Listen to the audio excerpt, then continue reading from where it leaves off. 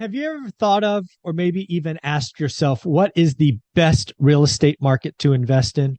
Well, as somebody who's been talking about real estate for a while now on YouTube, I get asked that question all the time.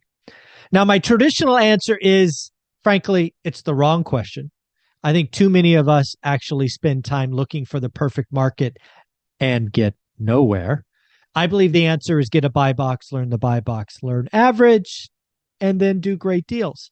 But that said, I get asked about what are the best markets enough. And when I find an article worth sharing with basically logic that I think is sound, I want to share it with you. So the National Association of Realtors has done an exhaustive search of 179 major markets and generated a top 10 list.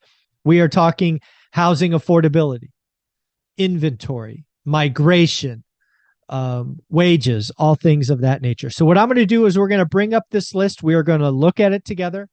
And if you invest in one of these markets, I want to hear from you. There's going to be 10 markets. I don't know anything about them as I only know one market in detail. So let's bring up the top 10 list of markets to invest in. And again, hopefully you can see that now. This comes to you thanks to CNBC Make It. I do read their stuff, specifically Mike Winters. So shout out Mike Winters for writing this article. There you go. Top 10 cities to buy a home in 2023, and they are all in the South. So first, let's go through this again, kind of highlight what they're looking at here. The National Association of Realtors looked at 179 markets. The data goes back till October of 22. Interesting point is the median price for homes in these markets is it cheaper than the median, 398. However, they scored high on job growth and housing supply. So again, very interesting thing to look at. What were the factors? Here you go. Home affordability, job growth, migration gains, and housing supply. So let's jump in. Number one. Again, if you invest in these markets, I'd love to hear from you as I don't know them at all. Atlanta, Sandy Springs, Marietta, Georgia. Median home price of 371 grand. Looks like tech companies like Apple, Microsoft, and Visa are opening Atlanta offices. That's got to be good. It's over 20% renters. I'm just trying to read this article. 10% down, where the median average is 15% down payment. Next up, Raleigh, North Carolina, 460 grand. That's a pretty steep median home price. It is a fast-growing tech hub with low unemployment.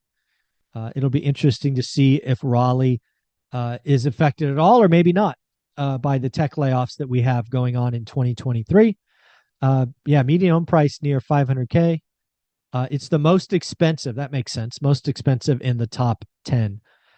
Looks like inventory is up 188% in the last 12 months. Wow. And Raleigh unemployment is lower than pre-pandemic. Wow. That's a strong jobs market.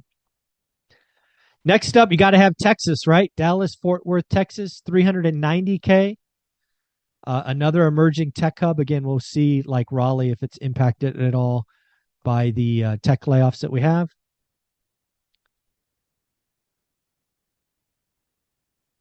Oh, job growth at 3.4%. Yeah, Texas is definitely growing.